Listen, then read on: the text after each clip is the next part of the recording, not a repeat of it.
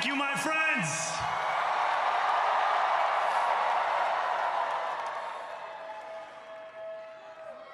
The sun may have set over our city this evening, but as Eugene Debs once said, I can see the dawn of a better day for humanity. For as long as we can remember, the working people of New York have been told by the wealthy and the well-connected that power does not belong in their hands. Fingers bruised from lifting boxes on the warehouse floor, palms calloused from delivery bike handlebars, knuckles scarred with kitchen burns. These are not hands that have been allowed to hold power. And yet, over the last 12 months, you have dared to reach for something greater. Tonight, against all odds, we have grasped it.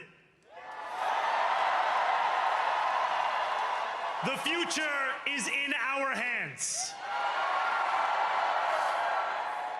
My friends, we have toppled a political dynasty.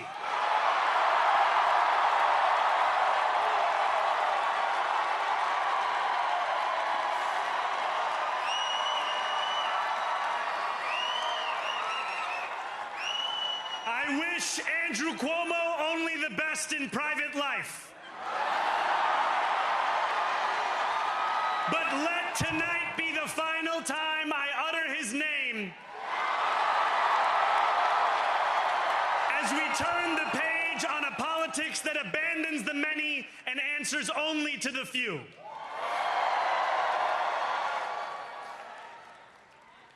New York, tonight you have delivered a mandate for change, a mandate for a new kind of politics, a mandate for a city we can afford, and a mandate for a government that delivers exactly that. On January 1st, I will be sworn in as the mayor of New York City.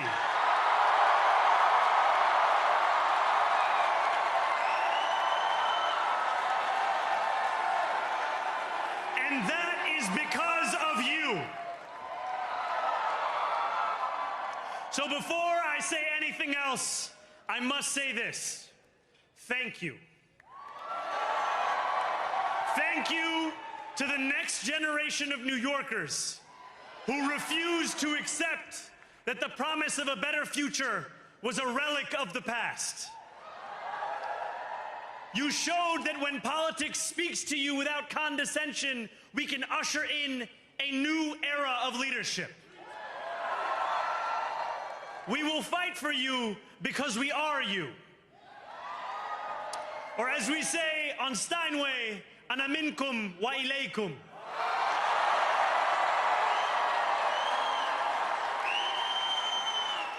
Thank you to those so often forgotten by the politics of our city who made this movement their own. I speak of Yemeni bodega owners and Mexican abuelas,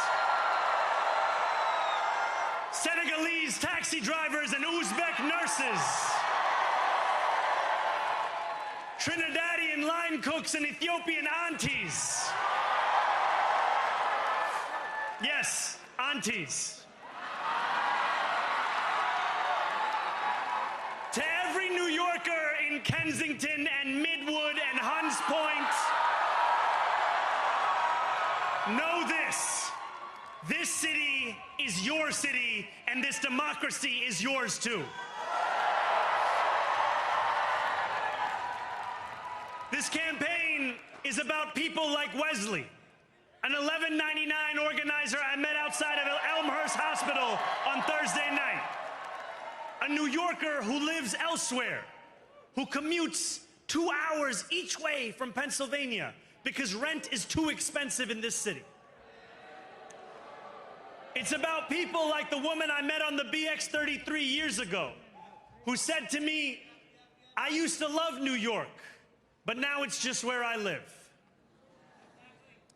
And it's about people like Richard, the taxi driver I went on a 15-day hunger strike with outside of City Hall,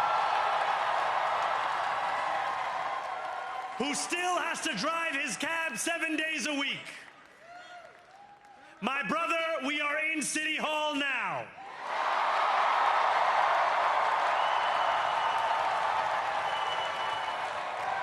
This victory is for all of them, and it's for all of you. The more than 100,000 volunteers who built this campaign into an unstoppable force. Because of you, we will make this city one that working people can love and live in again. With every door knocked, every petition signature earned, and every hard-earned conversation, you eroded the cynicism that has come to define our politics. Now, I know that I have asked for much from you over this last year. Time and again, you have answered my calls. But I have one final request. New York City, breathe this moment in. We have held our breath for longer than we know. We have held it in anticipation of defeat. Held it because the air has been knocked out of our lungs too many times to count. Held it because we cannot afford to exhale. Thanks to all of those who sacrificed so much, we are breathing in the air of a city that has been reborn.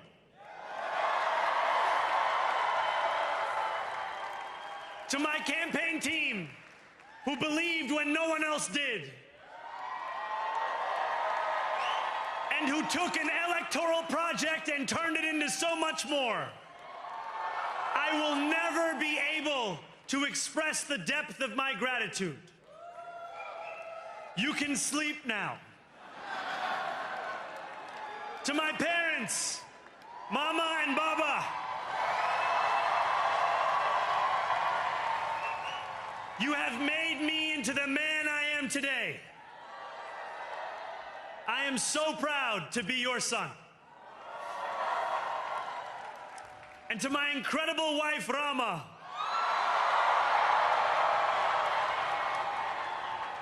Hayati, there is no one I would rather have by my side in this moment and in every moment. To every New Yorker, whether you voted for me, for one of my opponents, or felt too disappointed by politics to vote at all, thank you for the opportunity to prove myself worthy of your trust. I will wake each morning with a singular purpose: to make this city better for you than it was the day before. There are many who thought this day would never come, who feared that we would be condemned only to a future of less, with every election consigning us simply to more of the same. And there are others who see politics today as too cruel for the flame of hope to still burn. New York, we have answered those fears. Tonight, we have spoken in a clear voice. Hope is alive. Hope is a decision that tens of thousands of New Yorkers made day after day, volunteer shift after volunteer shift, despite attack ad after attack ad. More than 1 million of us stood in our churches, in gymnasiums, in community centers, as we filled in the ledger of democracy. And while we cast our ballots alone, we chose hope together. Hope over tyranny. Hope over big money and small ideas. Hope over despair. We won because New Yorkers allowed themselves to hope that the impossible could be made possible. And we won because we insisted that no longer would politics be something that is done to us. Now it is something that we do.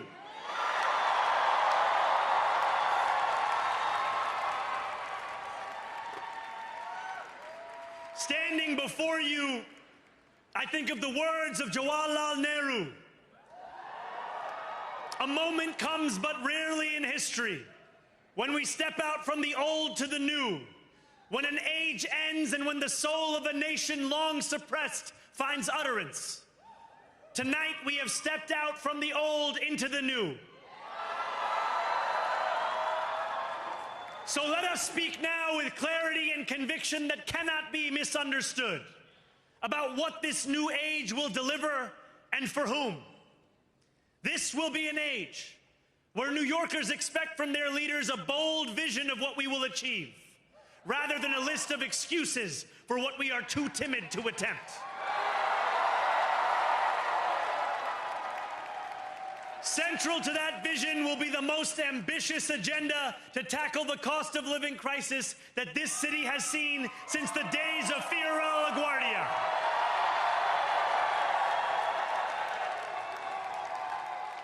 An agenda that will freeze the rents for more than 2 million rent-stabilized tenants. Make buses fast and free. And deliver universal child care across our city. Years from now, may our only regret be that this day took so long to come. This new age will be one of relentless improvement. We will hire thousands more teachers. We will cut waste from a bloated bureaucracy. We will work tirelessly to make lights shine again in the hallways of NYC developments where they have long flickered. Safety and justice will go hand in hand as we work with police officers to reduce crime and create a department of community safety that tackles the mental health crisis and homelessness crises head on. Excellence will become the expectation across government, not the exception. In this new age we make for ourselves, we will refuse to allow those who traffic in division and hate to pit us against one another. In this moment of political darkness, New York will be the light. Here, we believe in standing up for those we love. Whether you are an immigrant, a member of the trans community, one of the many black women that Donald Trump has fired from a federal job, a single mom still waiting for the cost of groceries to go down, or anyone else with their back against the wall, your struggle is ours too. And we will build a city hall that stands steadfast alongside Jewish New Yorkers and does not waver in the fight against the scourge of anti-Semitism. Where the more than 1 million Muslims know that they belong. Not just in the 5 boroughs of this city, but in the halls of power. No more will New York be a city where you can traffic in Islamophobia and win an election.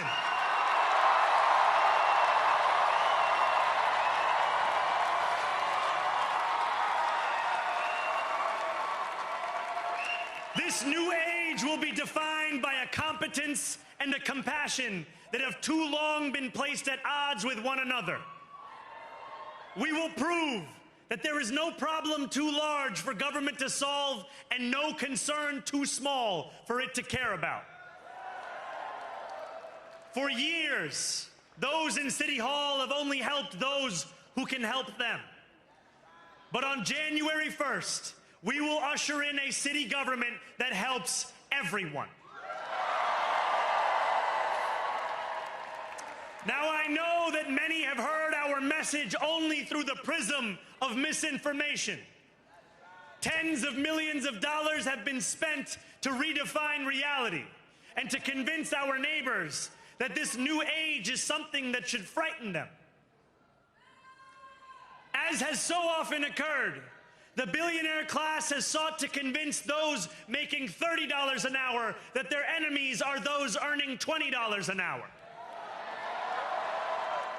They want the people to fight amongst ourselves so that we remain distracted from the work of remaking a long broken system. We refuse to let them dictate the rules of the game anymore. They can play by the same rules as the rest of us. Together, we will usher in a generation of change.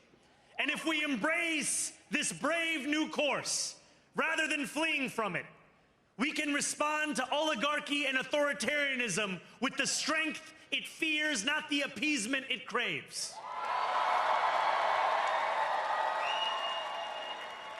After all, if anyone can show a nation betrayed by Donald Trump how to defeat him, it is the city that gave rise to him.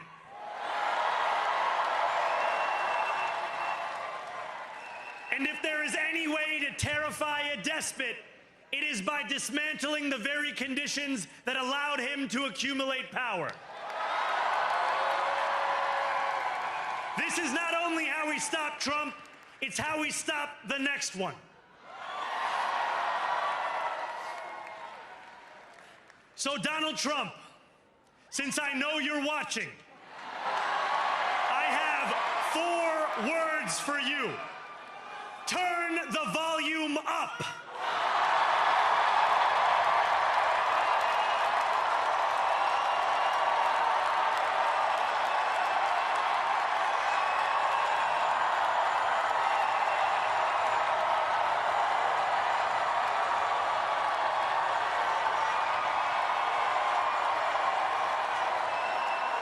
We will hold bad landlords to account because the Donald Trumps of our city have grown far too comfortable taking advantage of their tenants. We will put an end to the culture of corruption that has allowed billionaires like Trump to evade taxation and exploit tax breaks. We will stand alongside unions and expand labor protections because we know, just as Donald Trump does, that when working people have ironclad rights, the bosses who seek to extort them become very small indeed.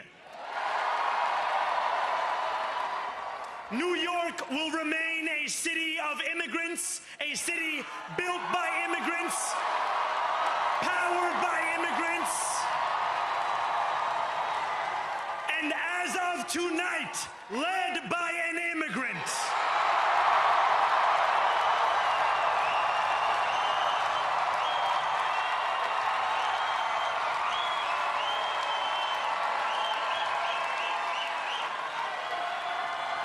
So hear me, President Trump, when I say this. To get to any of us, you will have to get through all of us.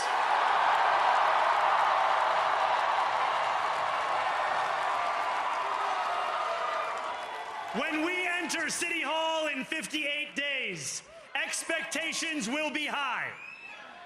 We will meet them. A great New Yorker once said that while you campaign in poetry, you govern in prose. If that must be true, let the prose we write still rhyme, and let us build a shining city for all. And we must chart a new path, as bold as the one we have already traveled. After all, the conventional wisdom would tell you that I am far from the perfect candidate. I am young, despite older. I am Muslim. I am a democratic socialist.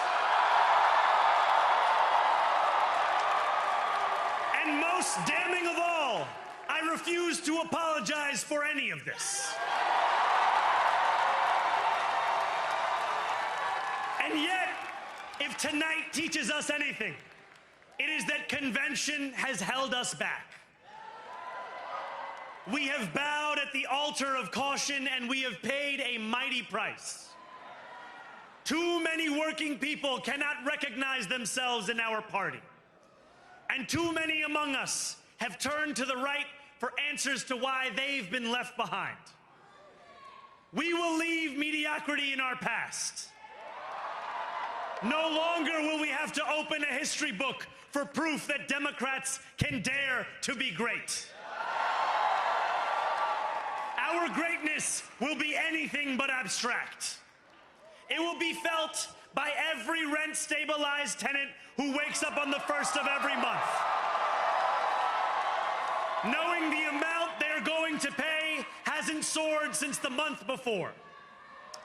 It will be felt by each grandparent who can afford to stay in the home they have worked for, and whose grandchildren live nearby because the cost of childcare didn't send them to Long Island. It will be felt by the single mother who is safe on her commute and whose bus runs fast enough that she doesn't have to rush school drop-off to make it to work on time. And it will be felt when New Yorkers open their newspapers in the morning and read headlines of success, not scandal. Most of all, it will be felt by each New Yorker when the city they love finally loves them back. Together, New York, we're going to freeze the... Together, New York, we're going to make buses fast and... Together, New York, we're going to deliver universal...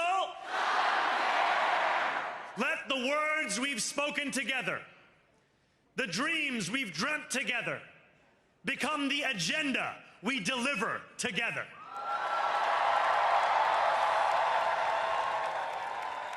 New York, this power, it's yours. This city belongs to you. Thank you.